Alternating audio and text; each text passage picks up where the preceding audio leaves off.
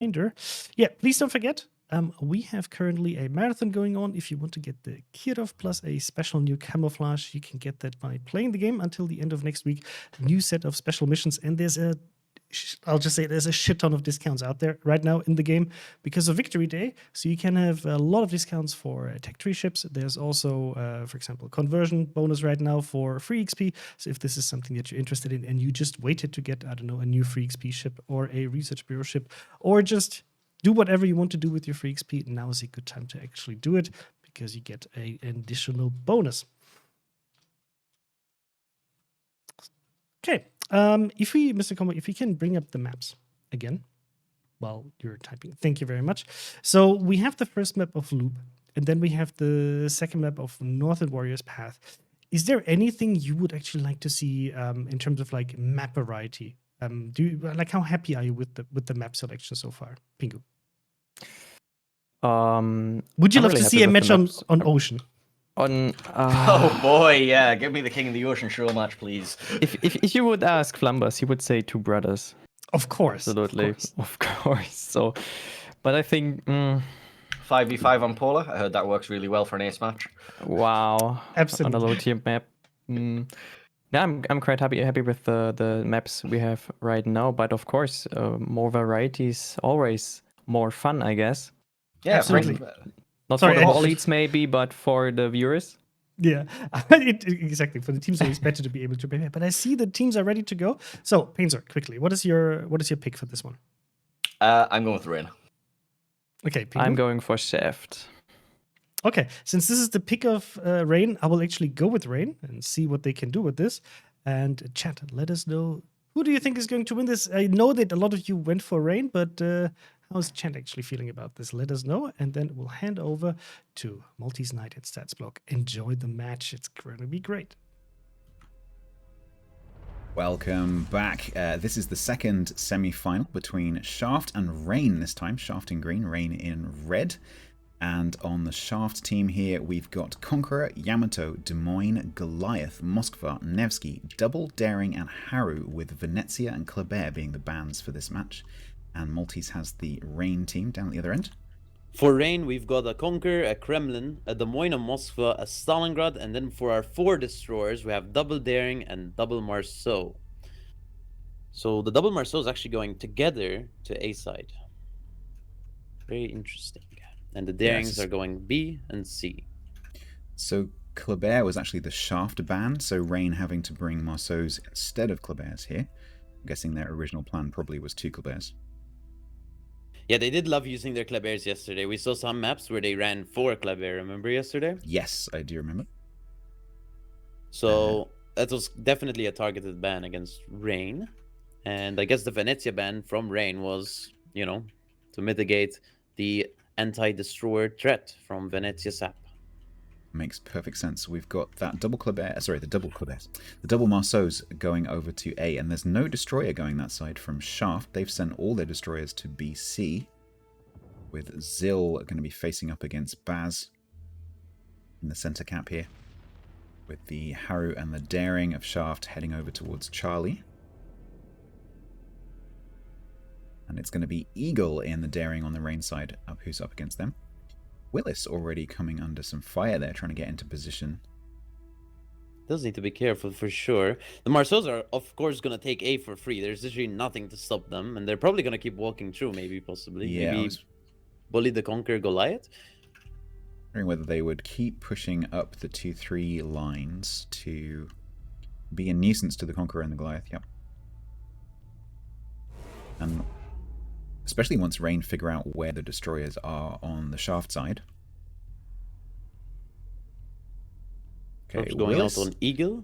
Willis is paying reasonably heavily to get to this position. Once you're there, it is fairly safe. You do have to get there, though. That is the hard part. So Willis will be there to provide radar for the cap. Obviously, that is actually currently running. But also to provide shots over towards where the Goliath and the Conqueror are from Shaft. And typically also to provide fire into the A cap on the north side of the island, but there isn't actually anything there right now. Lulu's actually going super aggressive on the 2 line. He's trying to spot this Conqueror Goliath to see what they're up to for Malimu and the Kremlin. Because the Kremlin does suffer to those 2 ships, especially because that's where Kremlin's weakness is, HE spam. So Goliath and Conqueror is going to be really difficult to push into. So he's probably going to make a decision to either go behind the rock or just not push at all. And the other Mosso is actually heading back towards B. Out for a kill has pushed into the other cruiser position to mirror Willis. So you've got both teams with good radar coverage of B. Rain do end up taking the B cap though. And C So they cap now is have- held. They have a cap ticking. That's going to stay ticking for a long, long time, because in order for Shaft to actually contest that, they would have to take one of the destroyers over there. And Zil is currently busy with B. So those points are going to keep coming in, with B and C being contested. And so if nothing else changes, Rain currently with a massive advantage. Torpedoes heading towards Zil there. He's going to have to duck out. Willis is getting HE farmed by this Conqueror though from over that rock by Vert. So he does need to be careful here. Ooh. And he can't reverse Zil. too much. Oh, okay, Zil is running Hydro. There is a bit of a conga line group coming from Baz, and Zil was gonna, I think, just duke that first set and then reverse. But with Hydro running, disaster has been averted here for Zil. Moskva's radar comes up on B. No one can really shoot Baz. But the Marceau's getting shot at right now by the Daring. Zil is running Hydro, but it does need to be a little bit careful reversing towards these torpedoes, but it should be fine. Rainer doing a good job to keep this Daring out of B cap for a significant amount of time with these torpedoes. Malimu has actually moved into the A cap behind this rock. So he should be safe from the Conqueror Goliath for a while. Let's just look at the 10 line quickly. So we've got the Haru of Exodus Blaze leading the Nevsky and the Des Moines of Kamikazes and Chatband. Yep, there goes the Haru Legendary Smoke, I bet. That's going to be a really long smoke screen. The Haru Legendary, what it does is it gives you more puffs, but the duration of the actual smoke once it's laid down is shorter.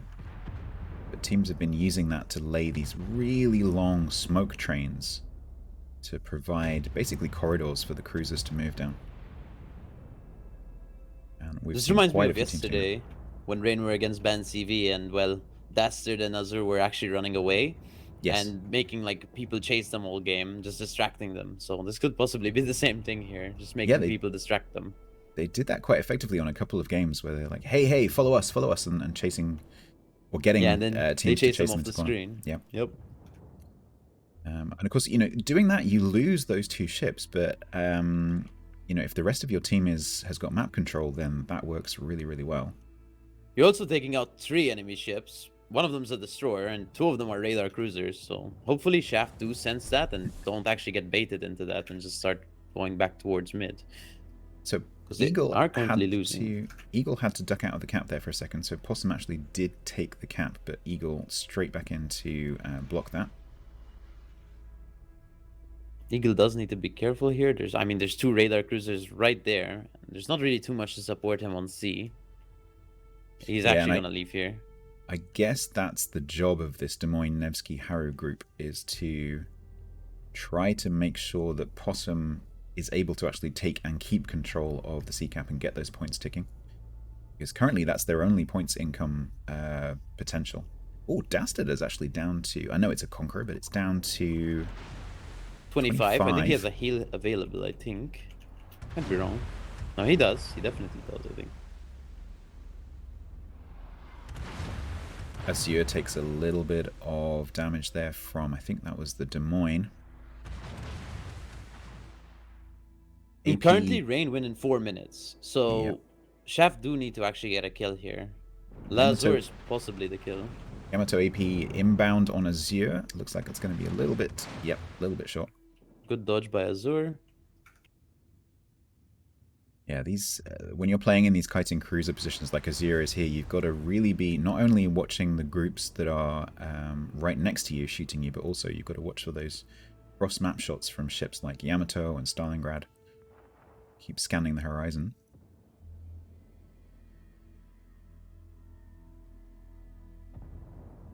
Eagle under fire there in the Daring, just by the sea cap. Having to smoke up. Down to 18k. Daring with a heal, so able to recover some of that health. Engine has been knocked out, running last stand, as I'm sure all these destroyers will be. Conquer shot Eagle from around 22 kilometers. Can he actually get that shell? Gonna leave a mark. Possum is still hammering him as well. 4-1. Eagle might actually die here. Definitely There's a will lot die. of focus. Eagle goes down. That is not going to help Rain's map control on BC. Look how far the Des Moines and the Conqueror have been fighted away. He did stay on C for quite a long time, though. I think he had to evacuate there a bit early, because, I mean, they have the AB. All they have to do is hold AB. And they're holding B really well right now.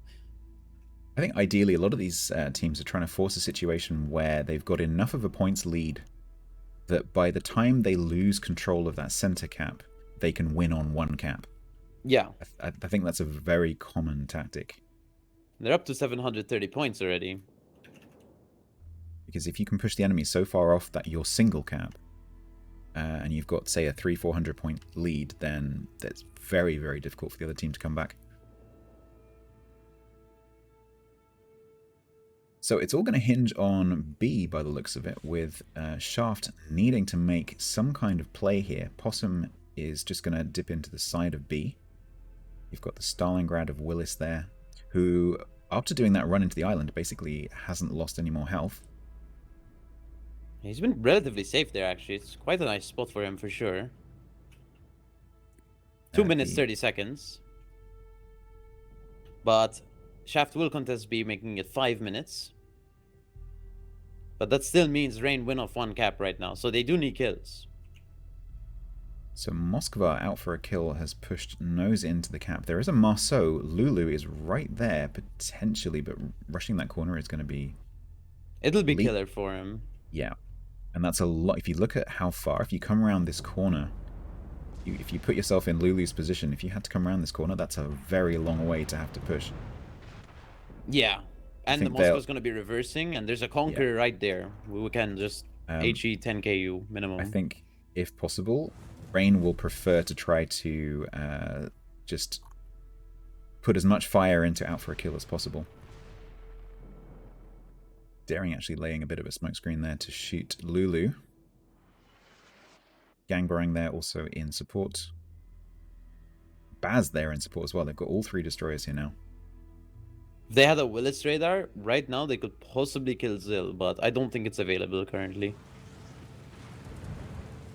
Willis actually running a double fire right now. Stalingrad, of course, losing fire prevention with the captain skill rework. So these cruisers that camp islands like this are at a lot more risk than previously with fires. So they do have to watch out for that. Gangbang is getting focused down. He's down to 2k. Radar does come up by the Moskva. Keep him spotted. He's doing a good job in dodging most of these shells. Yeah, one thing you have to be really careful of when you're running away like this in a destroyer is not to just go left, right, left, right, left, right, because then basically you end up going in a straight line. So you'll notice that they're not doing that. They will actually straighten up for a little bit before they start turning again. But enough incoming fire that Gangbang does go down. Shaft do currently win actually now with the two caps. So Rain actually has to do something now to get a kill. So right now I think the Moskva's prime focus out for a kill. He seems to be perma-spotted by the Stalingrad. And he's down to 20k. They could possibly literally kill him here. Possibly change the points again. You look at the minimap, I would say that in terms of B control, Shaft are in a stronger position. So taking out for a kill is really important for Rain. But Rain do have the potential here with the Conqueror of Dasta and the Des Moines of Azure to make a little play around the back end of Charlie. On the Nevsky, yep. Moskva did get smoked up. Out for a kill, so I don't think... Wait, can you reverse enough for Malimu to see him? No. Okay, very, very close here on the points. 336 on the points clock for Shaft currently, 339 for Rain. Baz is getting focused. He's down to 2k. And there's a Daring at 6 kilometers. Any ship loss on either side now is really bad news. That's really bad for Rain. That pushes Shaft even closer to the win with 2:45 left on the points clock. Lulu coming around towards B, opening fire on Stress Possum. Possum just ducking behind the island. Ooh, lovely little shot there from Conqueror on Lulu. Buster shoots the Des Moines on C. Does he actually get a good chunk? Not really, 10k. Just watching Zando there in the Yamato just creeping slowly across. I think they might be doing something with Malamu. Goliath is certainly starting to open up on Malamu. Malamu returning fire. Willis has actually pushed forward. Oh, Moskva versus Daring. Daring does torp out the Moskva. Just caught that And Daring. Lazur is probably going to go down too. Azir goes down to the Nevsky. That Shaft puts have Shaft. actually turned this around. They have completely 2 minutes, less than 2 minutes on the points clock now. Willis is capping B currently, but is probably going to keep getting reset.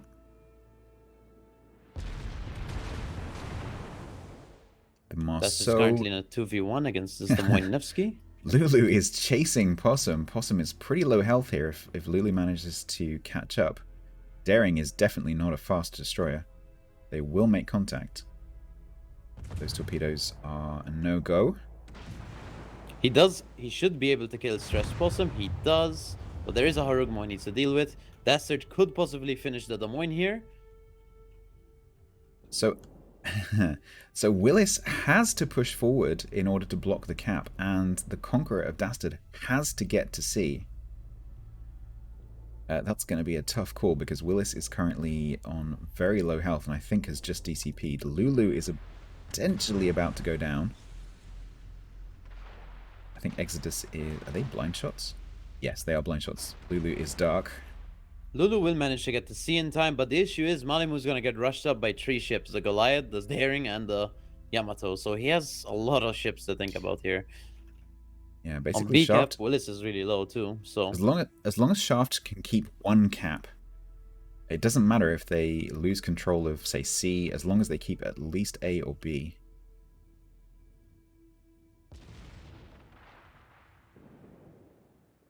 Okay, Malamu...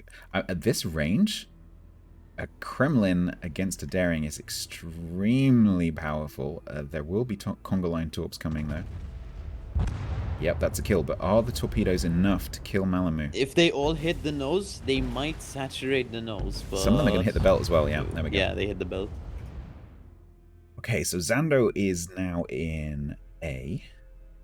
B still being held by Shaft. Willis completely unable to push forward there and block the cap because of the 3 ships sitting in B. And I'm sure Exodus Blaze will be way around to try to get some torps onto Willis. Rain Lulu has capped Charlie, but that's not going to be enough.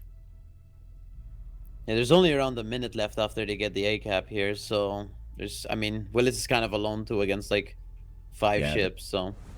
And Willis is now receiving incoming, spotted by Exodus. 6k, that was the Yamato. So the Harrow is going to potentially lose quite a lot of health here, but it doesn't matter as Willis goes down. I mean, Willis will go down.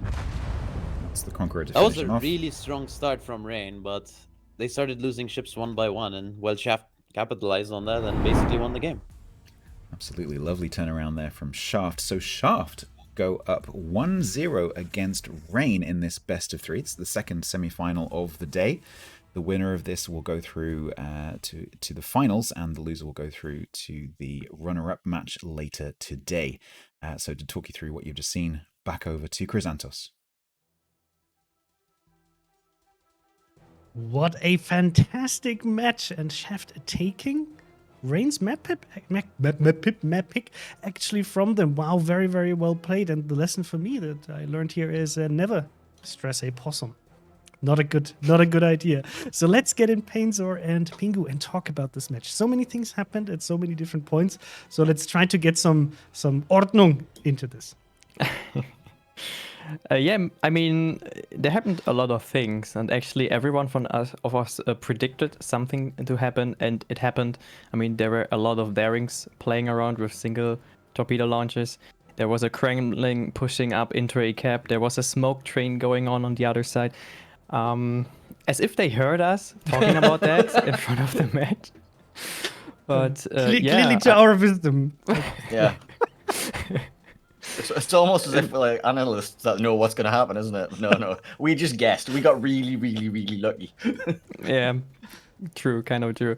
But yeah, in the end, Chef just managed to take the better trades and be at the right time at the right spots. Like, for example, in the C cap, the one daring spotting the red daring, the daring of the rain. And everybody was ready to shoot, and they took down their DD on the side. Yeah, well done there, Chef. Yeah, this smoke train over here, like that for you don't realize just how long that Haragumo's smoke train is until you see it. You see it's like that's like 2 map squares long. It goes like all the way from here. Like, hang on, got the pinger on. It goes like from here down to here, and then just gets the Salem. No, it was the Nevsky and the Des Moines getting into here, and then a second one later on allows them to get the broadside of the Stalingrad, and just those smoke screens are so long. And I was surprised, like, because it looked to me like Rain had a good plan. They did have, and that's what we talked about in previous matches, right? They had more DDs and they took early advantage of this. They took Shaft just said, you know what, we're not even going to put a DD there. Let them just have it. And they only deployed the Goliath and the Conqueror on that flank to kind of just, farm down whatever would be spotted, potentially. But just, being on a very, very safe distance, not taking any risks. But on the 10 line, both Rain and Shaft actually deployed forces, right? And I thought that with Rain positioning the Des Moines and the Conqueror on that 9-10 line, they were kind of expecting this to happen, right? Because it's the only way how Shaft would be able to kind of dislodge whatever is sitting south of that island and see. But they didn't. They weren't really able to counter it and got pushed away so far. Giving Shaft the free reign over C and then also ultimately over B, even though B was initially very, very much in favor of Rain. Wow. The free reign? The free reign, exactly. Free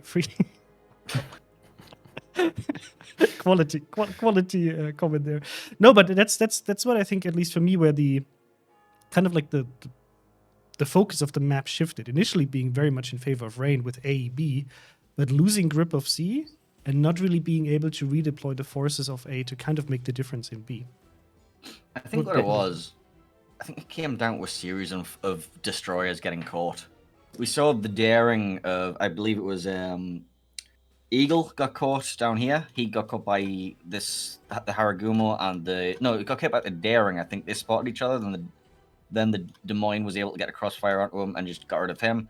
And then we rotated over here. We saw Baz getting caught out here. Bazinga Flux, he got caught in another spotting exchange. I think, and then Gangarang got caught as well. Like, basically, it was just like one destroyer getting caught after another. And every time one of those destroyers gets caught, that's 60 points that Rain have lost. Like, you're working so hard, you need to keep your ships alive if you're planning on running out the points from having a 2-cap advantage. They built up so much cap.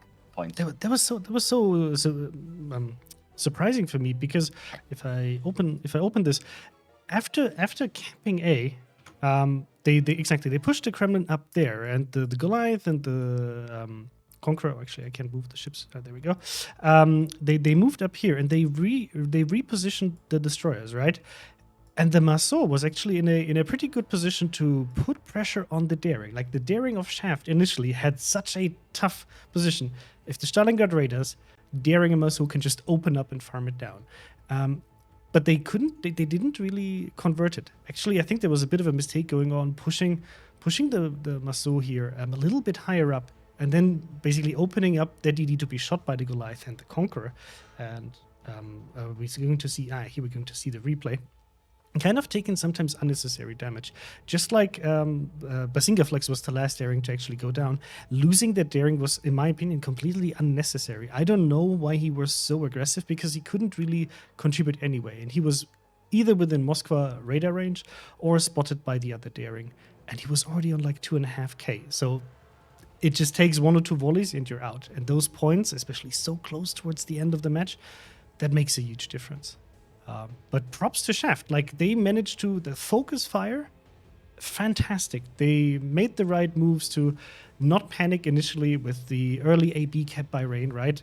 They didn't panic. They slowly but steadily got their C cap, got the B cap, and then focused ships down and just won it. I love how many ships are around that B cap in this picture right now. It's fantastic, and for me, like Possum, stressed Possum, made such great moves. It's not just like the initial kill. Then he goes for the other daring, and then he goes around to actually nuke the Stalingrad. Perfect. I was just very impressed by The this. Moskva, right? Yeah. With the single torpedoes. Yeah. Fantastic. I was only a bit mad at Sil at the end with the daring, just trying to take out the Kremlin, because it's a really risky move. If you don't get the torpedoes off perfectly and you don't kill the Kremlin will definitely take you out with one salvo. So as a bit of a risky move in my opinion, because they had the point advantage, they only should not lose ships and they would have won it. So I was a bit like, oh no, Shaft, what are you doing? Don't be overconfident now. You got this. Just stay calm. Don't throw it. Exactly, don't throw it away. Whew. Great first match. That is a very, very good starting point. And now it's on Rain to actually take the map north off of Shaft, because this is Shaft's pick. And we've seen yesterday Shaft play this map with also some fantastic moves. If you remember, there was also Stressed Possum with his Marceau taking out the Stalingrad or Moscow, I don't remember exactly, sitting near the sea cap and with the guns killing the other Haragumo. Fantastic play, and I'm really curious to see what they're doing now. What's your expectation for this? We're going to see a change away from the destroyers, I think, unfortunately, and we're probably going to be seeing some more classic play. Just generally, like, well, you're going to see some destroyers and smoke play over on the A cap, but the C cap I expect to be like firmly static, pointy, Des Moines, Salem, Stalingrad, Moskva, that kind of thing, along with a battleship to back them up. Not as a destroyer heavy on this map, I don't think. Maybe we will see another Marceau trying to push on the line 9 or 10 again behind the flank.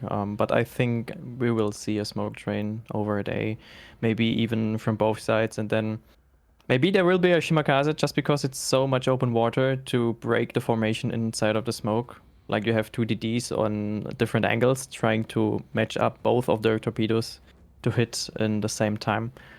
So they have nearly no chance of avoiding the torpedoes, something like that. Maybe the middle is always a no-no zone with so many radar ships, but I think we will see. That's true. Even though you sometimes see like an early B cap, because the teams deploy so heavily on the A and C cap, sometimes you can get away with sneaking it in. But it might also just cost you a DD, so that's a very, very risky move. But yeah, we don't have, just as a reminder, the teams banned the Venezia and the Kleber, so we won't be seeing these ships. The teams kind of rely, if they want to go for speedy DD, going for the Marceau. And the Alexander Nevsky that was usually banned by Rain is now up there for taking by Shaft and by Rain, so we might actually see that quite a bit. In terms of the game is almost starting in 1 or 2 minutes, so it's gonna be great to see this happening right around the corner. But do you expect any major shifts in battleship choice? We're probably not going to see the Kremlin. Probably going to go back to the longer range Yamato Conqueror, that general kind of cross-mappy style battleship. Kremlin's just, well, you could see it, but I don't expect to see the Kremlin again. High caliber long range sniping ships, I guess, as well. Yeah, that would be my guesstimation as well.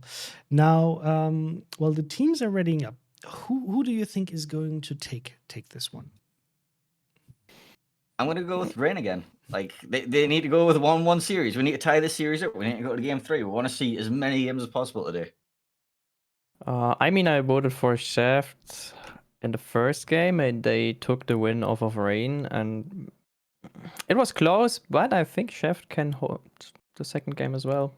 So good. Okay, I personally think that Rain is going to take this one, especially with North. Usually, like, picking North is a tricky choice sometimes. And just as a reminder, guys, when we ran the predictions for who's going to actually be the King of the Sea, only 7% went for Shaft and 43% went for Rain. Now, after the first match, chat, how do you feel about this choice?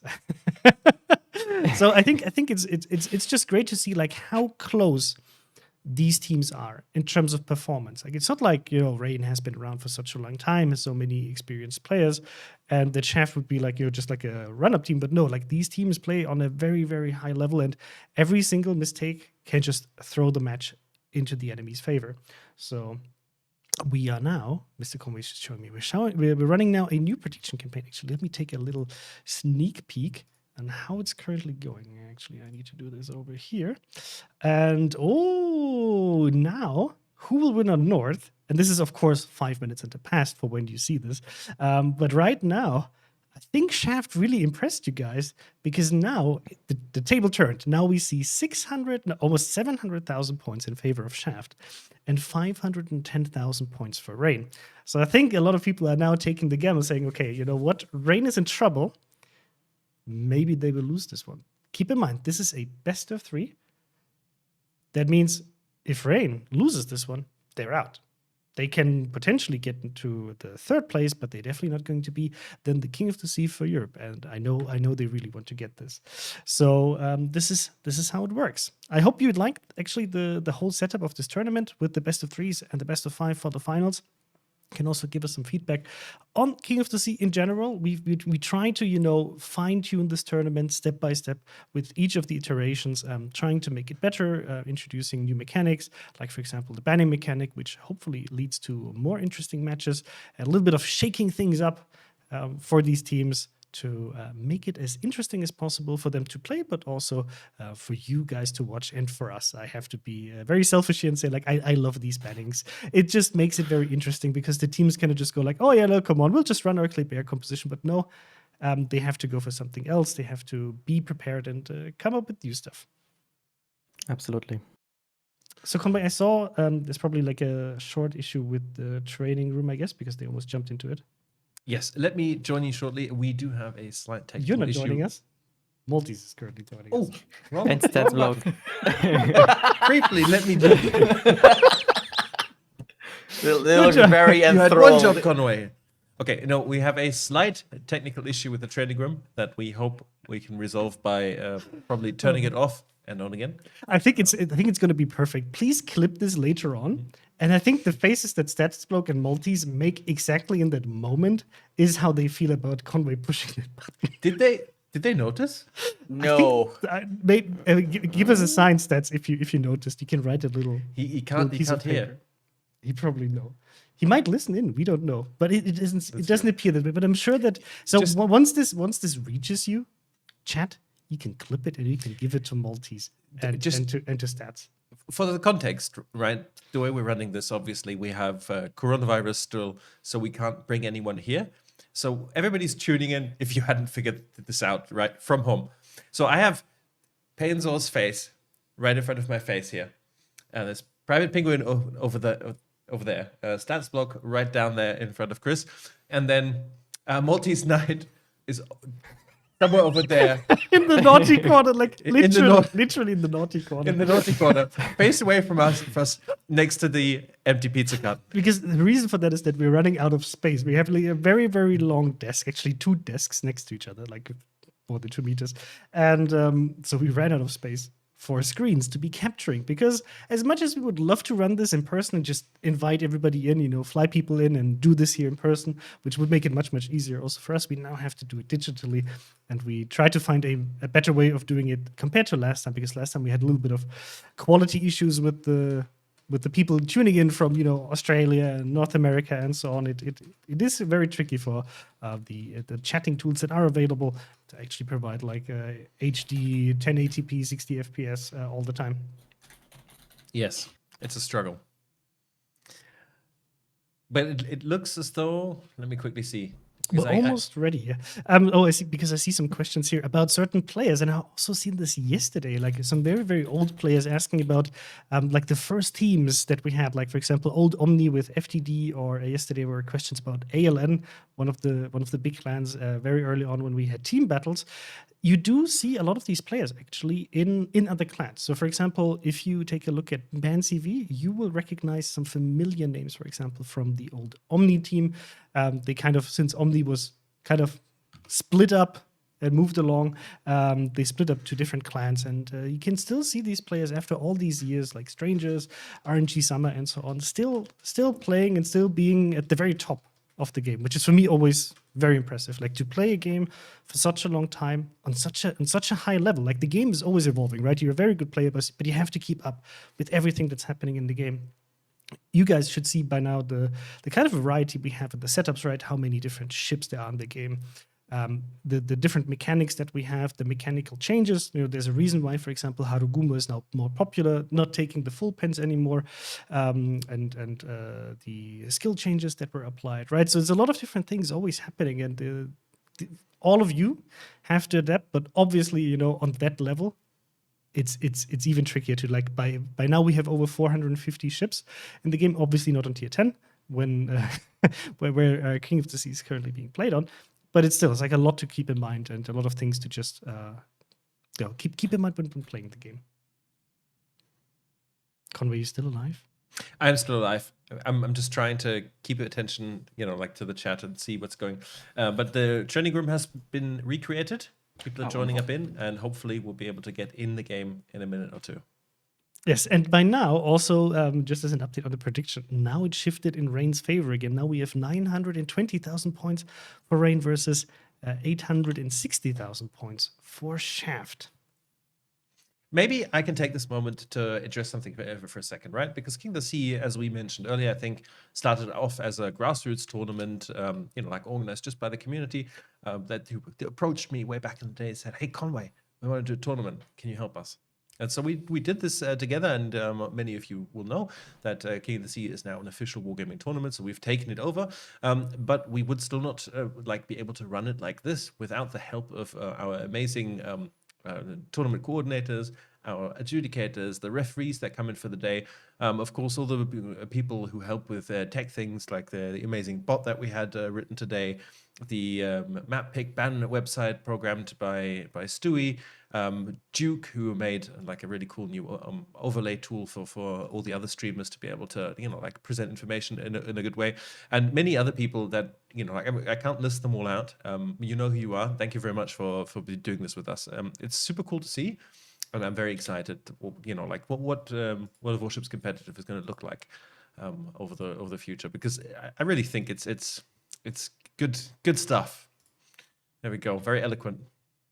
Yeah, just thank you. Like all of this would not be possible at all without the community and all of the helpers that we have.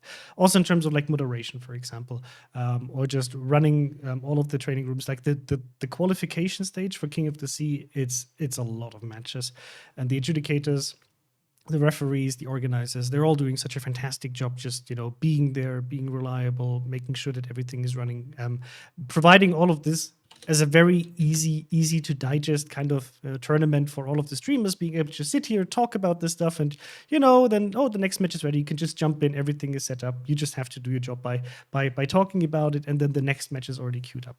It's really great to see how many people are helping out with this, and if you see them, give them a +1. Tell them that you appreciate it, because they do this because they're passionate about the game, not because it's their job. Absolutely. So yeah, and this is the update on the training room. Currently, we have 36 of our spectators in. It looks like both teams are populated, so we will be joining the second game of Rain versus Shaft in a second. Maybe I'll give a prediction for this. Right, I really want Rain to equalize to 1-1 here. I want to see game 3, and I think they've got it in them. I think they made 1 or 2 critical mistakes that last game. Plus, Possum. He was very, very efficient. He was my MVP. First of all, I love the name, but also the ballsy moves that he made. I like it. Like he knows how to play his DDs. That's for sure. But Conway, what about Extreme? Where do they stand? Extreme did extremely well, and they have a special place in my heart. But yeah. I am discovering new and unusual training room bugs that I have never discovered in my life before. Yes, we did this. I think that our training rooms weren't originally intended. Well, they weren't intended to have 40 additional spectators, and it seems that this is causing a few issues today. Yes. We'll have to ask our devs to look into that and see if there's anything they can do to give us a bit more reliability there for next tournament. Indeed. Let me just quickly reiterate because, of course, there are questions about Twitch drops. So, if you want to get your Twitch drop for the King of the Sea tournament, all you have to do is watch for 90 minutes, and then you click that claim button. Then you have to log into the game. If you're already logged into the game, you will have to relog. I know it's not as good as the system as we had before, but unfortunately there was a change in the backend of how Twitch is actually handling Twitch drops, so we cannot do it the old way. This is kind of the new way how we have to do it, and I hope everything is working. If you had any issues with the Twitch container itself last week, please relog again, and if it doesn't work, then contact our customer support, and we will help you because there was a small issue we had last week. And yeah, with this, we can bring the rest back in, and then hopefully this will start soon. Conway, do you want to join us and tell us a joke? I was hoping I could sneak out while you were busy talking about Twitch drops and nobody would notice. So trying to keep an eye on all the things in the background. But everyone's ready now. We're just waiting on the training room to kick off. Perfect. Do you have any like favorite like story to tell about King of the Sea while we're waiting? Because if you didn't know, Mr. Conway is actually the brain Conway's behind down King there. of the Sea. Well, for me, he's over here, and in reality, like for you guys, he's down here. So wait, Conway, listen to me, Conway, tell a joke. The quick clips of this are going to be absolutely horrific. A favorite story. Look, you really put me on the spot there. No, like is there like a fun fact about King of the Sea that people don't know or something like this? A fun fact. There's no fun in King of the Sea. Exactly, that's the fun fact. No fun allowed here.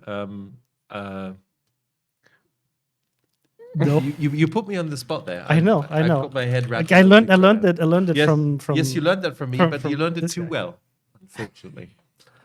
No, but it's been really fun. Like as a King of the Sea, as a journey, I've done. I think I've been here for every single one of the tournaments. We did most of them officially, and I'm really looking forward to being able to, get people together in a physical location again. Talking about physical, I'm going to get the T-shirt so we can show it. Oh, that's a good idea. Tangling myself. Please don't break anything. We know what happens when you unplug headsets since yesterday.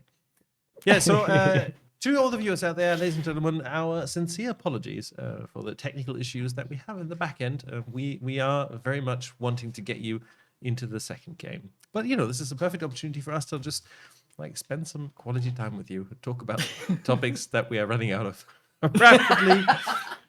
And usually chat always comes to the rescue by being able to answer, ask us questions that we can address. But of course, because we're running a 5-minute delay, all that we're this is not possible, right? So yeah, it is what it is. Yes, Chrysanthos, it's very nice. It would look even better if you were wearing it. I thought you could put it on and model it. No. So this is the teaser for next weekend. For next weekend, I will put this on.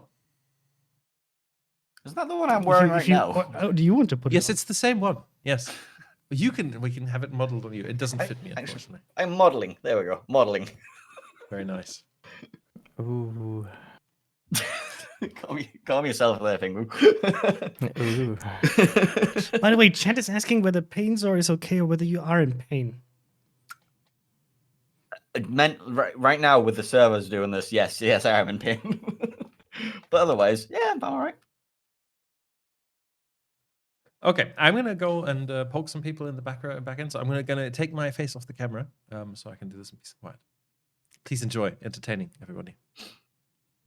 Okay, so then, chat. I'm very sorry. I'm very sorry about this delay. So we'll just have to entertain you in the meantime with our faces and talking about this stuff. So we want to get the next match going just as quickly as you want to, but hopefully you don't mind that it's going to take a little bit longer.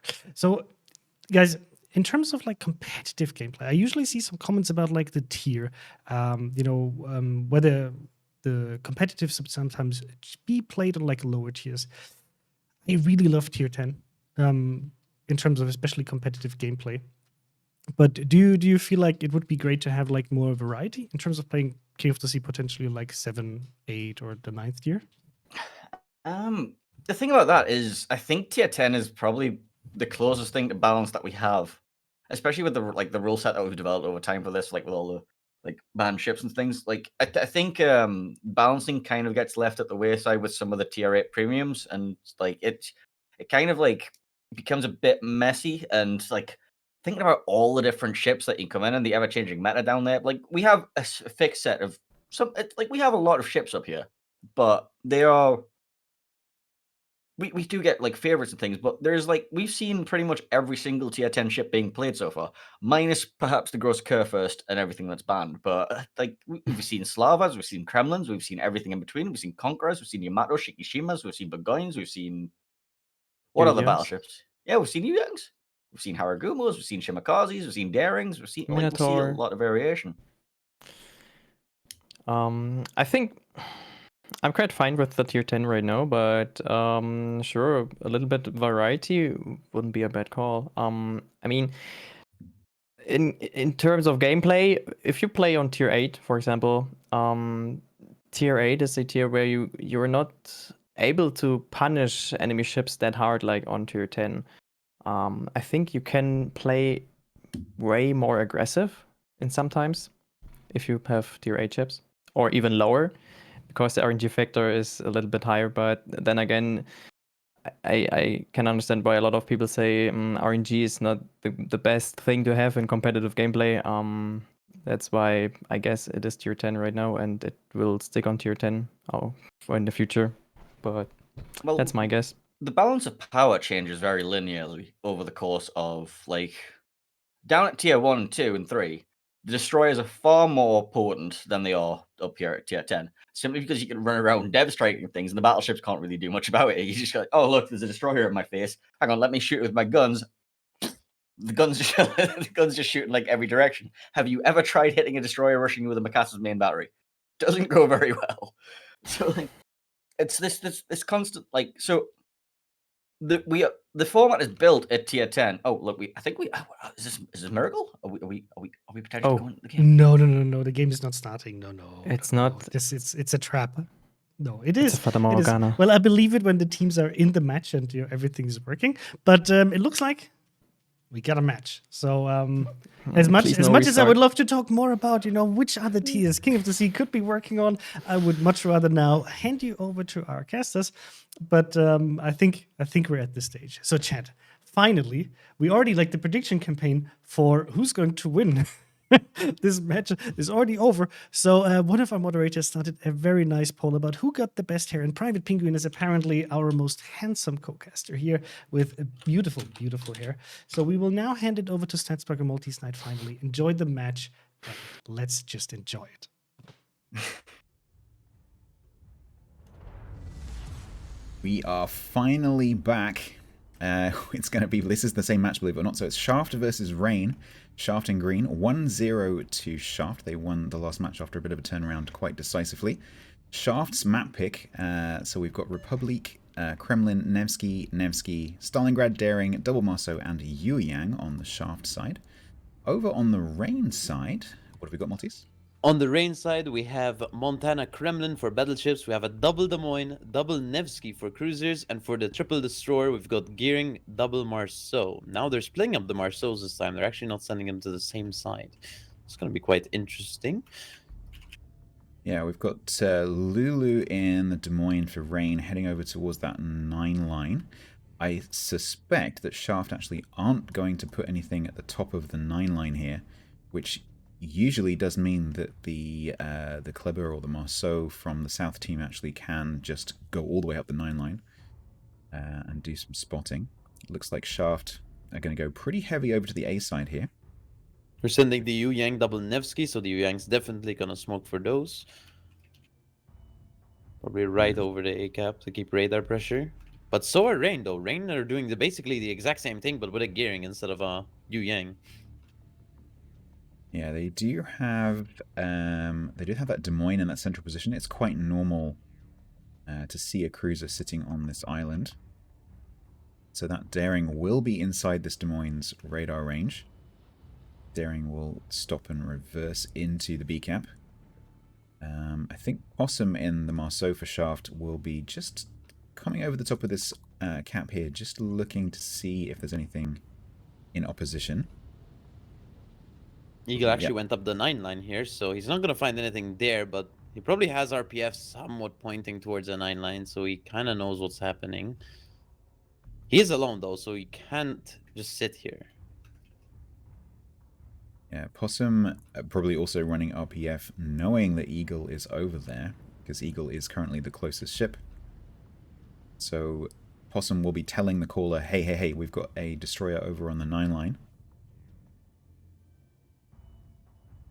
Okay, Daring is about to back into Bravo. Yep. Does Leazur cover that fully? He does, but I don't think he can actually shoot at the Daring, and I don't think anyone else can shoot at the Daring. Maybe the Nevskis. Yeah, there are a few ships over, like the Nevskis could potentially do it, but they're currently a little bit busy with that engagement over on Alpha. Leazur pushed him off actually with that radar, just what he wanted. Now there's a Marceau fight. Well, the Router's spotting Gangbarang for their team. Gangbarang is actually getting pushed off the cap. Tai Sheep is trying to scout the best he can. But yeah, it's really a fight of just smoked up Nevskis. Would your guess be that this gearing is legendary or not? I think so. Most people bring gearing legendary just for the detection, I think. Because it actually becomes Shimakaze detection, which is 5.6. And you can outspot, for example, a gearing without legendary or Yu Yang by quite a significant amount. So it's pretty good to bring into competitive.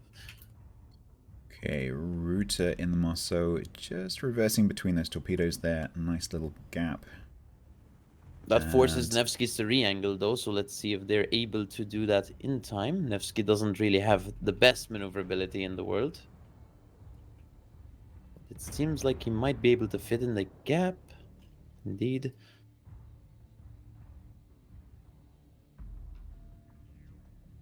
Okay, on the 9 line, Eagle has actually gone back down. So here, I don't think Eagle knows that there's nothing in C and that he can literally just walk in and take for free.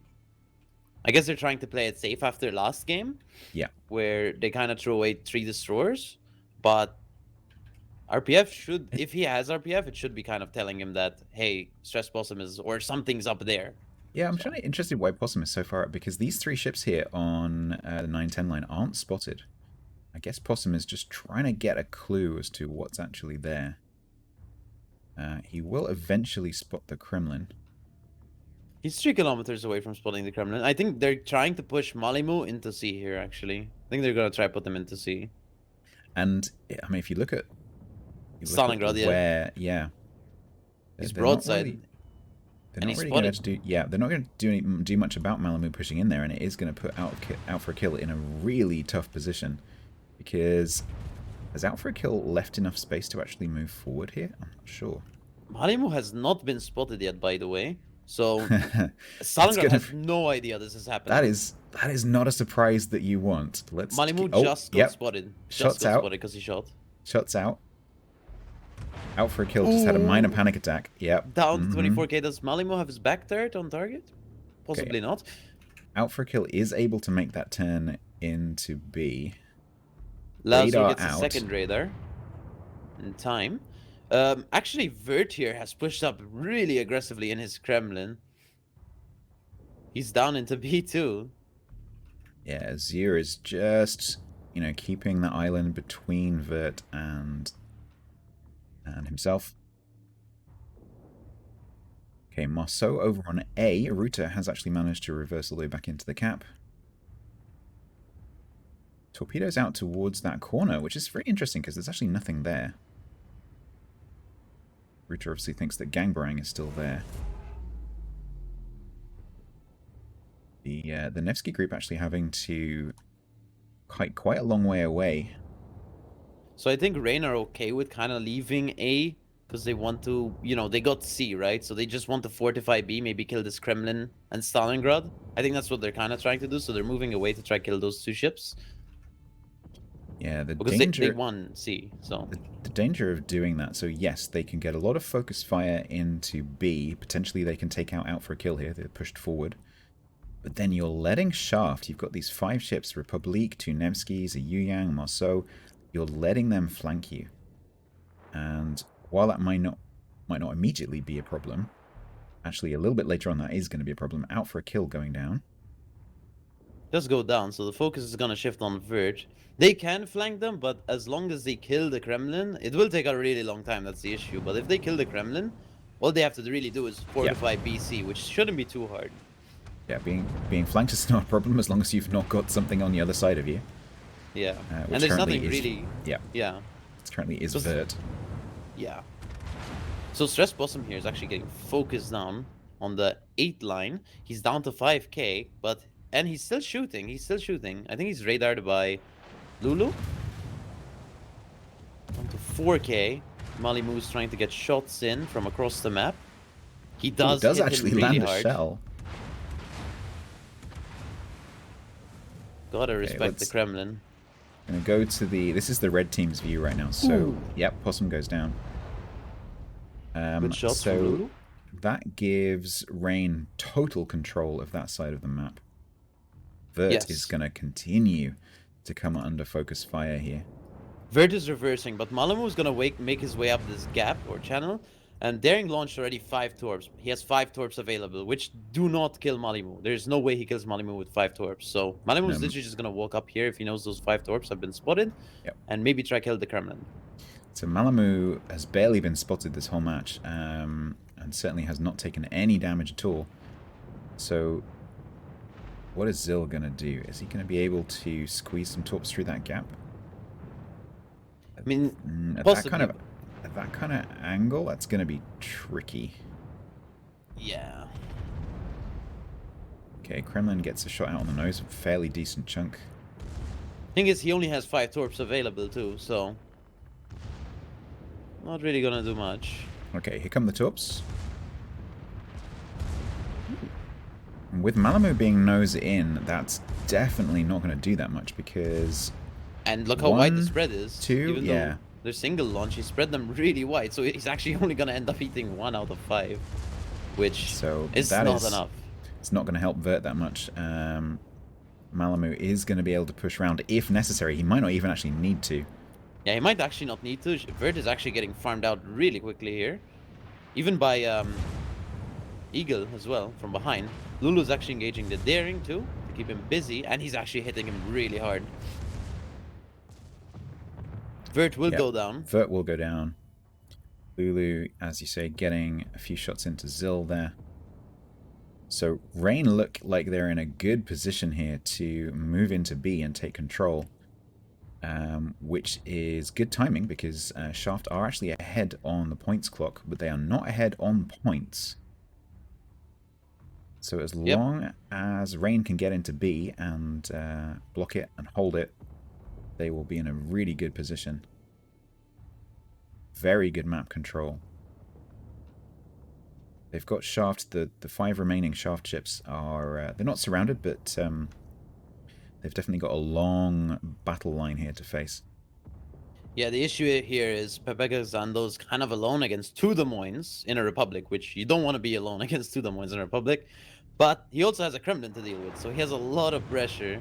And Republic's just not tank enough to deal with all these ships. So It doesn't, and because of its gun placements, it doesn't nose in very well because you lose half your barrels, basically. So, Ruther here gets caught by Gangbarang. They're gonna have to see if they can trade each other out. Ruther needs to win this to keep themselves in the game.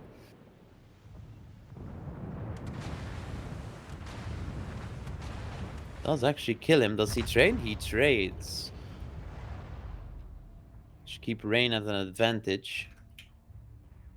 so yes, whenever you have a ship advantage, any trade is in your favor because that increases the ratio, if you like, between your ships and their ships. Okay, lots of shots being exchanged down here by the J line. Nevskis of Willis and Artorius exchanging with Chatbands. And the Shaft Nevsky. Chapman actually taking quite a lot of damage there.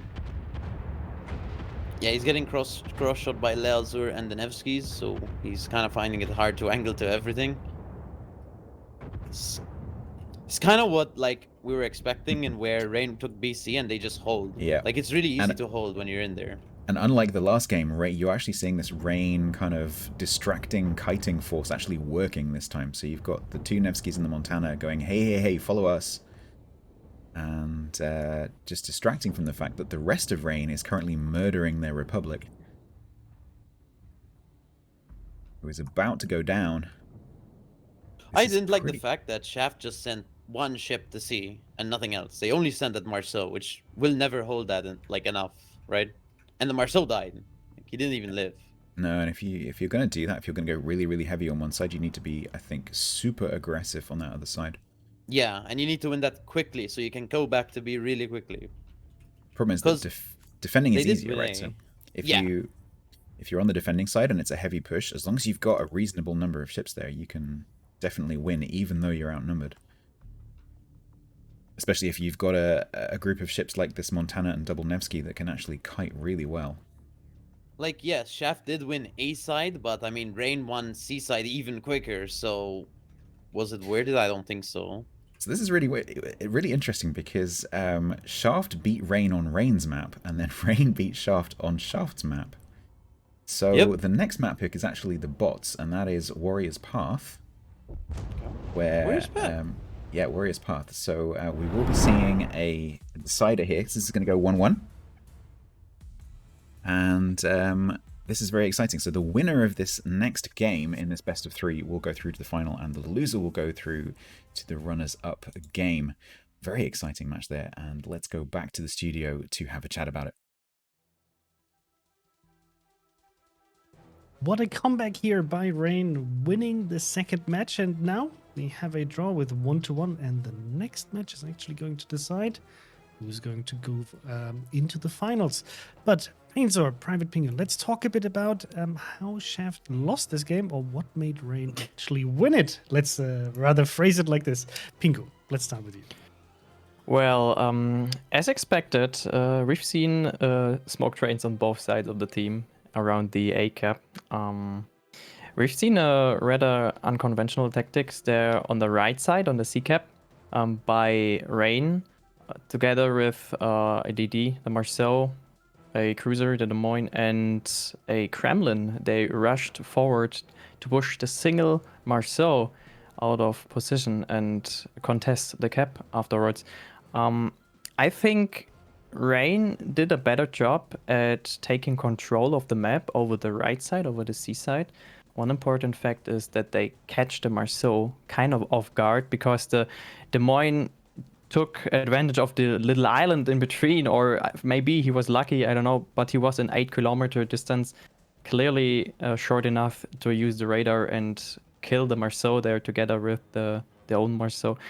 And then there was nothing left on this side to spot them or push them back, and that gave time for Rain to close in on the middle.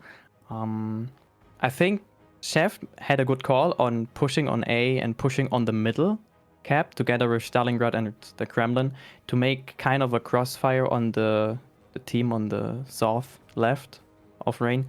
But I think the smoke train part of Chef was a little bit too late, because the Kremlin and the Stalingrad got farmed down immediately after they went into the B cap. But what do you think about that, Painzer?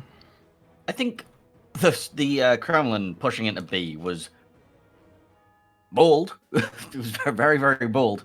But I think where I take umbrage with it is, okay, so we have the Kremlin at, hang on, let me put the finger on. We have the Kremlin here. And you have two choices here. You can either turn in this way and go for the B cap, or you could continue going down. If you continue going down, you have the potential to cash this Des Moines out. You have vision on the Des Moines. Well, the Des Moines is there because he's already been opening up and radared your DD there. You don't know where these are, but I think the Kremlin, I think the Marceau can relay the intelligence that there's, the smoke screens over there. You know it's Nevsky, so you know the Nevsky's going to be at the A cap. That leaves you at most one cruiser and one Kremlin there. I think you make the play and go all the way at the bottom and go for the Des Moines, and then swing back for the B cap, let your destroyers handle that, let your Stalingrad handle that there. Just get rid of this Des Moines. Instead, what happened is he came out here. The Des Moines gets away scot-free.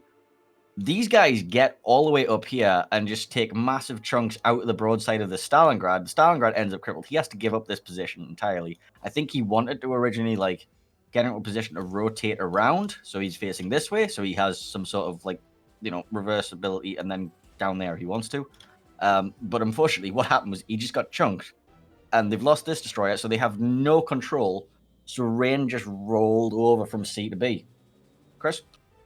Yeah, absolutely. Like, I don't really understand when teams, especially on this map, don't try to engage on C. Like, having one Marceau is not going to stop anything over there. He can potentially provide the spotting for like the battleship, the cruisers that are going to rush through there, but otherwise he's not going to be able to take the camp by himself, and he's not going to be able to really delay them too much. And I think this is exactly what happened here, because if you take a look at how the map is built, right, you have here on A, so much open water, and the ability for these teams to just slowly but steadily kite away, right? They can, this is what you want to do in like a defending position. You can just move away and slowly but steadily wither down whatever is coming behind you. And with the way that B and C is built, it's really not very accessible. But Rain was in a position where they can choose where they want to go. But, and perfect, here we see the replay. But especially on B, they were in a really static position. So for Rain, it was easy to say, like, okay, we have these ships here positioned like this. Let's try to farm them down, because the battle is going to be about B. They're not going to be able to get A back, but they have really firm control over C. They know there's nothing there, and they can just push into B from two completely different angles. Well, this was not possible for Shaft. Like, unless Shaft would have kind of crippled that force on A by Rain being too aggressive, they're just chasing. And I guess their hope was to chase Rain very quickly away from that position on the 4-5 line, to not be able to have any shots anymore, and kind of then hold B, but without any C control. I don't know. Like, I wasn't very confident in their strategy once I saw that they left C completely alone, because a lot of the battles happen around C, and then whoever wins C is able to push into B from the other side, and that kind of puts you in like an impossible spot if you want to defend B. So yeah, I don't know. Like, true. For me, like a very, very decisive win here by Rain. It looked very much in control throughout the match, and just really well played. Really well played. Something that caught me a bit off was that they managed to kill the Marceau, because the Marceau should have been able to just slowly but steadily like kite away, keep them spotted, but he wasn't able to get away. So I guess he was just surprised to be caught up by the radar and the other Marceau. But it happens. And now we're going to have the last match, which is going to be played on Warrior's Path. This is, of course, the random draw too many Twitch drops, random draw of the maps. So no team actually picked this. This was picked by a bot, and the same thing is true for the spawns. Now, Warrior's Path can also be quite slow and methodical. So do you think the teams are going to do something crazy, or rather go for the classic approach? I think we're going to see more of that smoke play around the sea cap. There's some very powerful angles that people have been farming. So you put one static cruiser at the island facing into the sea cap, and then you have the smoke screen to farm down their version of it. So, you know, Salem's or Des Moines and smoke screens over there. Or Nevsky, since they're no longer banned. And probably just some DDs running free through the A and B caps, as we've been seeing in the last few games as well. Penguin? I think so as well. Maybe even on the A cap. We haven't seen a really aggressive push on the A cap with smoke trains yet. I think only on the C cap, kind of passive. I'm excited what they are doing. Yes, I totally agree. I mean, we know that the Kleber's banned, so we won't, like, we might see like a replication of what we've seen in the previous game with Oboy versus Yoink, that one team might try to get one or two Marceaus actually into A and try to cap it early and then make it hard for the other team to come back. But overall, with the Venezia band, it's a lot of like, we compared to Yoink versus Oboy, we actually have Des Moines being available, so you don't even have to rely on Salem, but you also can leverage the Des Moines to be able to just use the longer range radar and the DPM. So yeah, it's gonna be interesting. Do you think either Rain or Shaft is gonna actually pick 4 DDs or more of like a triple DD setup? I don't know if you can make a hold with 4 DDs on this map because the caps are just so close together. You can just run through them. And there's going to be there could be a lot of mass barreling through. I think we're going more 3 DD than 4 or 5. Hang on. I think so as well. Maybe even 2 DDs only, but I think on this map 2 DDs is a little bit too less with 3 caps, and yeah, I think 3 DDs on both teams. Okay, I have a feeling that Rain might still go for 4 DDs and just try to leverage the smoke again and also the fast French DDs to kind of have like the double aspect of being able to, because that's what I love about the strategy. It kind of puts the enemy team into a really shitty position.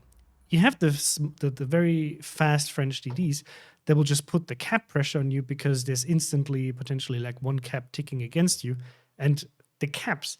Initially, it looks always like, they have 1 cap, it's fine. Both teams have 300 points, blah, blah, blah, right? But within 2, 3, 4, 5 minutes, that suddenly is the equivalent of several ships killed. So that's like the one pressure. And the other pressure is that, well, they can still use the other Ds to deploy smoke screens, use radar initially to push Shaft, for example, out, and then in the meantime, redeploy the fast DDs to another cap. So I really like this, and I would love to see this again from Rain, but I can only guess what they're going to do here. Chat, if you want to participate, of course, we have a prediction campaign with channel points running right now. And the balance now shifted from initially you guys being heavily in favor of Rain, then being heavily in favor of Shaft, and now it's back actually to Rain now leading with 900,000 channel points versus 717,000 for Shaft. So it looks like you guys are split. I'm very happy that you now feel this way after the initial very, very strong push with Rain 43% versus 7% out of the 4 teams. Prediction of who's going to be the king of the sea. This is not going to be easy for Rain to convert this into the finals. So let's see. I think the teams are almost there. From what I can see there, spying on Mr. Conway's screen. So hopefully the match will start a little bit sooner than the last one with only like 2-3 minutes to go. Perfect. Whew. Do you guys prefer the best of 3s or best of 5s? As a spectator, best of 5, because I get to watch more matches. I think as teams or even as casters, best of 3 is not that exhausting like a best of 5. But on the other hand, having a best of 5 is super, super exciting if they manage to get to the 5th match. I've always felt that best of 5 makes it feel more like an occasion, you know what I mean? Like a best of 3 is like, oh yeah, we should play each other, who see who wins, blah, blah, blah. Best of 5 feels like it's an occasion. So like the later stage of a tournament, when you have best of 5s or like best of 7s and other games, it's like the bigger the like series, the bigger the tournament. That's how it always felt to me. Okay, so the Painzor tournament would be like everybody plays it a casual best of 7, and then for the finals we go for best of 50. Best of 21. Play every single map in the game. The whole day is just those 2 teams, day and night. It would be a very, very long season. Doesn't it? Yes. Oh, wow. No breaks allowed. Yes. No. I think it is also like for us also trying to strike the balance between like being able to show a lot of different teams, a lot of different matches, and then also like the more matches you have, I feel the result is going to be more representative, right? You can have like one bad match, and that already puts you on the losing side initially. If you then have to suddenly win the next 2 matches, there's no room for error anymore. Well, with the best of 5, you can have 1-2 bad matches, but if you manage to win the other 3, then it leaves more room for error and kind of shows the bigger picture. But unfortunately, we cannot show this all the time. So I hope that you guys also like the best of 3 setup for this, and then at least for the finals, we're going to have a best of 5. I think Mr. Conway is currently chatting, but I didn't remember. What are we going to use for the international finals? If he's unfortunately, Mr. Conway is a single core processor, and probably not paying attention at all to what I'm saying right now. So we'll get to this later while he's trying to just chat to the teams, because I think we're almost ready to go.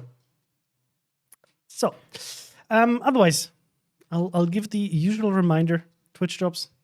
how it works, very easy. You only have to do is link your account. Please link the proper account. I had a lot of people not linking their account properly. And if you had issues, the first thing you should always try is relink your account in the Wargaming account management. That's usually what fixes it for like 98% of the users, unless there's an actual problem in our backend. And then you just have to claim it and log into the game to get it. If you're already logged in, just relog and it should appear. And then you're all set to get your Twitch drops. For King of the Sea, this time we only use missions instead of straight up containers. So for each day, you can get a separate mission, yeah? So if you watched yesterday, you can get a new mission today. And the same thing is true for next weekend, where you will have a separate mission for Saturday and Sunday. If you already finished the collection, then congratulations to you. You have been a very, very avid viewer, and you've been part of King of the Sea for pretty much like every single broadcast. So I'm very happy for that. Unfortunately, right now we don't have like a new collection. We'll talk about what else we can have as a reward for future King of the Seas, but not for King of the Sea 12, but for King of the Sea 13. Nice. And I see that I just got the thumbs up from Mr. Conway that we are going to be joining the match right now. It looks like everything's ready to go. So, Painter. Rain. See, now it comes through. My guess is Rain as well this time. Okay, so you know what? Rain was very impressive. Shaft was very impressive. I'm now going to take the role of the underdog here. Shaft, I believe in you. I love your name, and Rain is a very strong team, but I do think you have what it takes to beat them. So let's see whether you can do it. Chat, let us know who you think is going to win, and then we'll hand over to Statsblock and Maltese Knight. Enjoy the battle.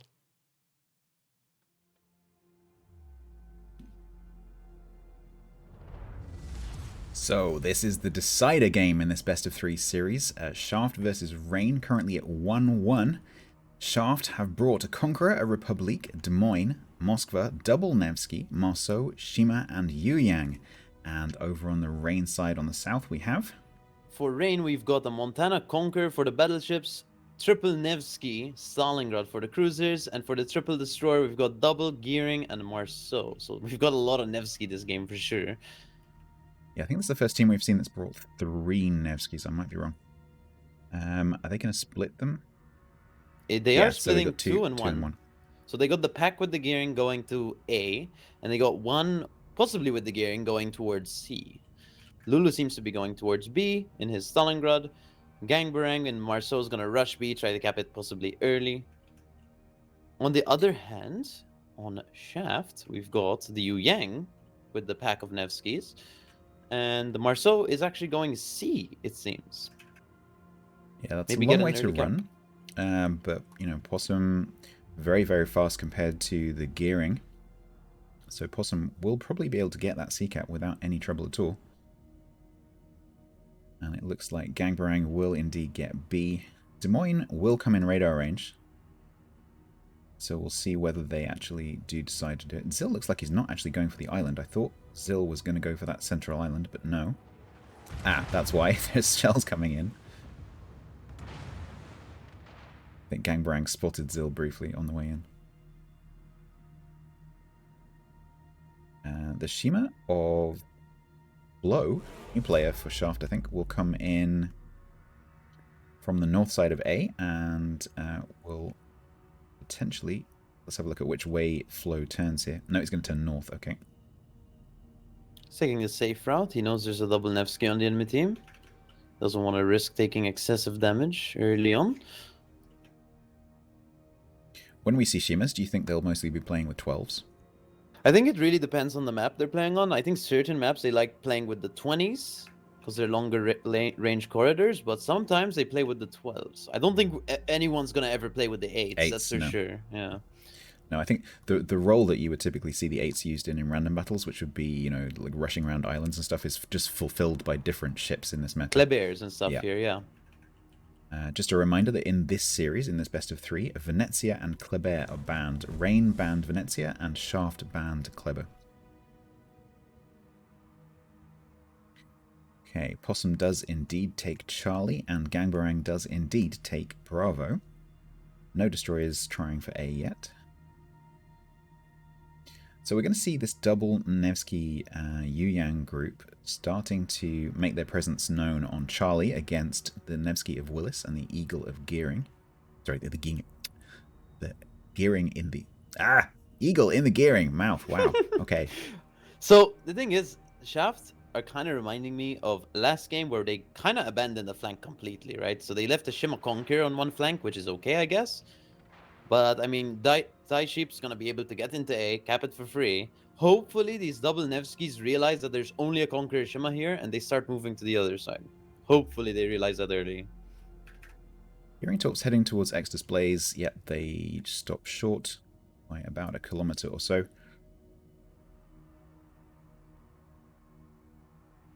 Looks like Sheep is making that run. Laid a smokescreen for Azure and then turned right. Probably going to dip in behind that island, throwing Torps up just in case the Shimakaze is going backwards and forwards across the top of the cap.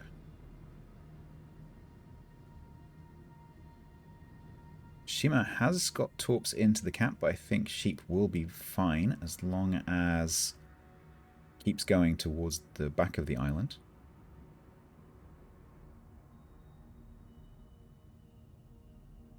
Yeah, should be absolutely fine. Okay, so Shaft looks like they're sending Possum in to B, so Possum potentially will come up against Gangbarang here. Possibly. I think the Stalingrad might be in a better position to just move out and help him than the Demon. Gangbarang is actually spotted. I think Zil might be running radar right now. Let's have a look. Nope. He isn't. Potentially just finished. Oh, actually, it could have been Doge's, actually. Oh, yeah. Possum is trying to see where Gangbarang is again. Just coming around the corner.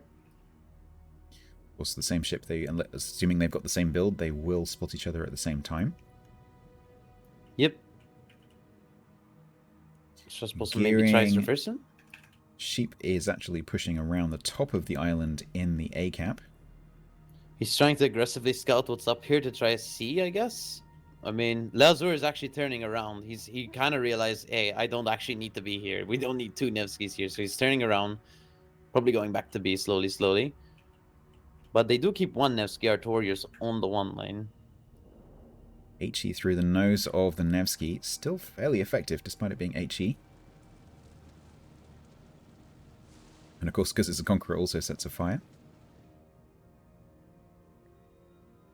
Artorius letting the fire burn, but running the heal. Flow pushing torpedoes towards Artorius' position. And Sheep running pretty aggressively towards the Shimakaze's position here. Of course, like we were saying earlier, if this gearing is a legendary build, it will spot the Shima at the same time that the Shima spots it. They will have the same detection. Yes, I think that's why he's being really aggressive here. Because if he thought it was the Yu Yang, I mean... Or if he didn't have legendary, he'd just get outspotted and just smashed by the Conqueror, so... Okay, here we see Zil in the Des Moines. Radaring as Stress Possum pushes in. That's going to push Gangbarang off the cap. And allow Possum to get in. You also notice that the Moskva of Shaft has actually repositioned slightly to support B.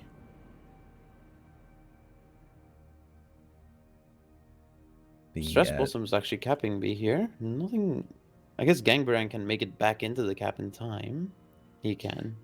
The Shaft's double Nevsky group over on Charlie is actually rotating back around the top of the cap. Now that they have it, they don't actually need to push down that 10 line. So they will be there to support B by firing through the channel in the middle. Gangbarang comes back in. Possum under fire. Just able to duck in behind the island. Doge has radared, trying to catch Gangbarang. Nothing can really shoot Gangbarang, though. And the Nevsky on the one line is actually pushing up to Vert. He's actually farming him out pretty well. I'm not sure if he's IFHE or not. If he is, he can pen him everywhere. Gangbarang and Possum either side of this island here. They will probably be just about within prox detection range, so ships within 2 kilometers of each other will detect each other no matter what. Lulu getting some AP into the side of the Republic there. Republic's armor scheme Makes it quite hard to Citadel, but it'll still take pens. Return fire from the Republic onto Lulu's nose. As expected, not that much damage. Stalingrad very tanky from the front. Gearing continuing to push here. Sheep has actually laid that lovely smokescreen for Artorias, as you said before, enabling a lot of spam onto Vert, but Vert also takes a torp from Sheep. He actually landed 2 torps there on Vert. Vert being forced to run that heal. And Conqueror, DCP. Conqueror, of course, having that amazing super heal, but the problem with Conqueror's super heal is that it itself, the ship itself, actually has a really low health pool for a battleship. So you have to be able to break contact to be able to run all your heals to get your hit point potential actually run through. You keep coming under fire, it's not that useful. He's back on fire. He does have fire prevention, it seems. Yeah, the one fire running in the middle of the ship. He's going to really need to try and break contact, but Sheep is going to keep chasing and keep getting that spot. So the only thing that Vert can do is really try and get as far away as possible from Artorias. Artorias is actually reload mode, it seems, because he can't keep shooting his Conqueror. Yeah, I think that's the goal of Vert here, is to try and get out of range. Maybe try and force the Nevsky to either just stop shooting or overextend. Oh, he does have range mode. No, he doesn't. He doesn't. Shooting at 19 max range, can't hit him. Okay, Lulu has been forced to just back off a little bit.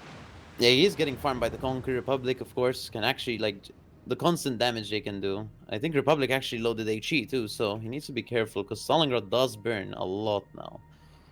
Oh, and the Nevsky seems to be trying to get his side too, from C-Cap. Yeah, those two Nevskys are definitely, or the remaining Nevsky of Chatband is definitely looking to get those shots down that channel. Can easily drop the shells over that island where Lulu is. The back end of that island is pretty flat. Chatband actually receiving a bit of fire there from Willis, sitting down underneath C. And it does look like, because Shaft have actually left Charlie to go and support B, it does look like the gearing might actually be rotating around to have a look at Charlie, potentially.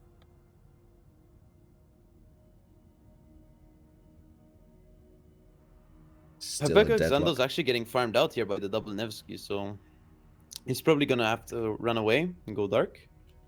Because he's well in range of Artorias. Rain actually doing a really good job here of pushing both of those battleships off. You've got the Conqueror and the Republic both running.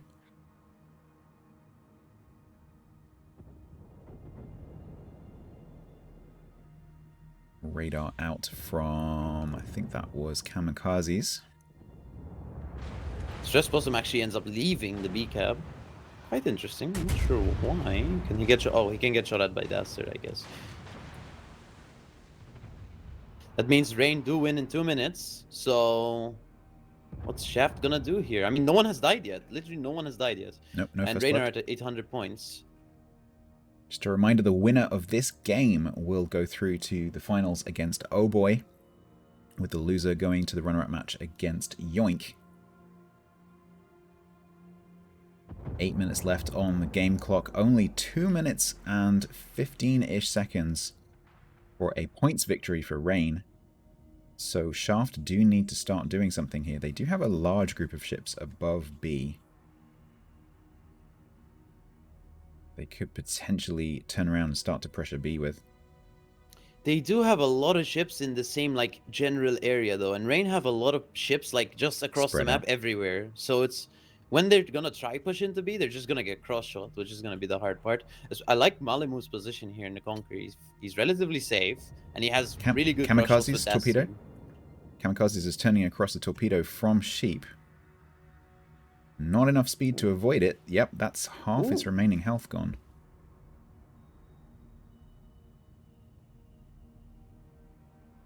Okay, Possum is now back in the cap, blocking those points. That has extended the points clock on the Rain side out to more than 3 minutes, with that single cap ticking. But Jeff still needs to try and make a kill here. Yeah, you can see they've turned the Conqueror, the Nevsky, and the Republic south. But as you say, they are sort of flanked. They've got Artorias, who's still really, really healthy, sitting out on the sea line over above the A cap. But it looks like Shaft will make a push into the cap. Now they're already blocking. Actually, Possum is in trouble, yeah. Lulu Snail might actually get a lot of damage out on him, and if not, I mean, the battleships who are in a crossfire can also get shots on him. I really like Malimu's and Dastard's position right now. It's really good for crossfiring, for sure. Lulu popped a radar just to keep Possum spotted as he runs away. Malamu able to get shots. Oh, Dispersion. Possum's down to 1k. I think that was good aim, but Dispersion was a bit bad. For Conquer, yeah, that's kind of what happens when you're inside the range where Deadeye doesn't work for Conquer. Your Dispersion becomes questionable. Will Stress Possum actually die? Azir trying to drop shots over this island here as Possum runs away. Nope, just missing the aft end of Possum. Zill's gonna make the run into A, but there's a Montana on his broadside, so Dastard does get a shot. This is the really nice crossfire doing effect here. Malimo and Dastard, just really good positioning for sure. Yeah, if you look at the minimap, you've got Rain sort of surrounding them on 3 sides, really. Yeah, and Shaft are literally basically on one line, 6 and 7 line. That's all they kind of have. Yu Yang is actually making a run here towards Conquer. I mean, he's trying to do one thing to try to keep them in this game, but I really think this game is going to be over soon. 30 seconds. Dastard gets a shot out on the Republic broadside. And the danger of rushing a Conqueror is that it's highly likely that it has HE loaded, and you are highly likely to lose your torpedo tubes as you come around the corner. Yeah, and he's already down to 7k, so he'll literally just die. But I mean, Will had to do something. Yeah, it does get the torps. No. Nope. That is a no. So that will be yeah, they had to make a move. So that will be Rain taking that 2-1 victory over Shaft to go through to the finals. So Rain later today will face Oboy in a best of 5. And Shaft will go through to face Yoink in a best of 3 runner-up match to decide who comes 3rd and 4th. And of course, that will determine who goes through to the internationals as well. So we'll pass back now to the studio to talk more about that. Wow, very well played here by Rain, and that means Rain is now advancing into the finals to play against Oboy. Well played by Shaft, but it seems that Rain got their stuff together and managed to take it off of Shaft. But let's discuss with Private Penguin and Painzor. So guys, what do you think made Rain win this match? Having 2 caps. I think it came down to having 2 caps. I also just realized your camera's frozen in the perfect moment. Can we unfreeze my camera, please? I don't look like this. Remove me. Delete me. This looks like it's a very questionable. Like, what happened there? But yeah, let's maybe talk a bit about the ship choices, because I think the one thing that I've seen throughout the day is the choice of Shimakaze didn't really pay off that well. That's at least for me something that hasn't really paid off compared to, for example, how Rain deployed their gearing, being able to constantly smoke the Alexander Nevsky behind it, being able to just slowly but steadily push up. But the Shimmer was never able to use the torpedoes or the concealment advantage to kind of stop that push. But what do you think, Pingu? I think having a Shimakaze on one flank, being alone with only one battleship, is not the best choice. I can understand that they try to have something there on the flank to just spot and hold them back a little bit, to have more ships on the other side to make there an aggressive call. But if you have a Shimakaze on one side, you need another ship that is able to deal a lot of damage, like for example another DD or another cruiser, like a Venezia or something like that. But sadly, there was no Venezia, of course. I'm back now, am I? Yes, even with the moving face, amazing. Yeah, amazing. Well, in the beginning, we've seen a smoke train on the side of Rain on A, which was not surprising there. On the other side, there was a smoke train of Shaft going towards the C cap and trying to have the advantage on this side. They did. And then something happened. They tried to block the cap. They tried to push them away with a fake attack, something like that. Rain just pulled back their ships. And then they Shaft shifted over the ships to the other side. Into the middle. There was. I'm trying to move this. Yeah, this is. Well, after their initial attack, they called back one Nevsky, they called back the Republik even, and the Moskva turned around to the B side. And then everything got kind of static. I don't know. Rain figured out that there is nothing on this side, so they tried to slowly but steadily push. With one Gearing and one Nevsky, which was apparently enough to deal damage on the Conqueror, to push away the Shimakaze, and they relocated their ships as well back to the middle, and then you had like a good front line on this side. Yeah, and the problem was that Rain had 2 caps over a long period of time, and Shaft hadn't been able to counter that. I really liked how Rain was actually able to move the Montana into the A cap to have shots on this DD. Basically, Shaft deploying the DD, of course, trying to block the cap here. And usually, if you're spotted on this side here, it's not the biggest problem, because the enemy would have to be in a position, towards your own spawn, right, to be able to shoot in there. But that's exactly the problem here with the Shimmer and the Conqueror not being able to hold back these ships. As soon as they started losing this, Rain was basically positioned to say, hey, on this entire area, there was like a curtain of Rain ships being able to just say, hey, if you want to come here, we'll make you pay. And all of the ships had shots. If you wanted to push in with the Stalingrad, you get farmed. If you want to push in with the battleships, you will get punished. So overall, I think Rain really showed how experienced they are, how well they set up this whole kind of curtain towards the B cap, and just displaying a fantastic map control. Really impressive, and we'll have to see how Oboy is going to deal with this in the grand finals. But before we move over there, we will have the match for the 3rd place, which is of course going to be Shaft against Yoink. And whoever is going to win this match is then going to be able to advance to the international finals that we have next weekend, have a chance at winning some really cool cash prizes and playing against all of the other teams from the other clusters. Now, before we're going to do this, let's take a quick look at the replay, where you can see just how nicely Rain was actually able to hold back that strong push initially on the 9-10 line from Shaft.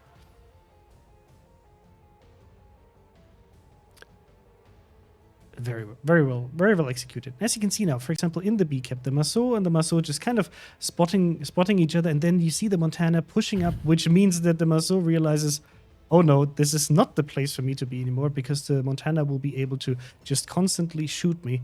So that's how they managed to free B, and then, yeah, not really being able to do much. I loved how the Gearing was able to just constantly lay torpedoes into the Conqueror and Nevsky, kind of also keeping them on their toes and dealing some damage over there.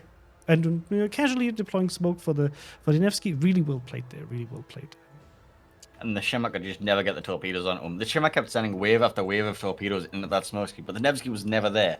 And every time the Nevsky was spotted, they just seemed to ignore him. He was just up here, free farming.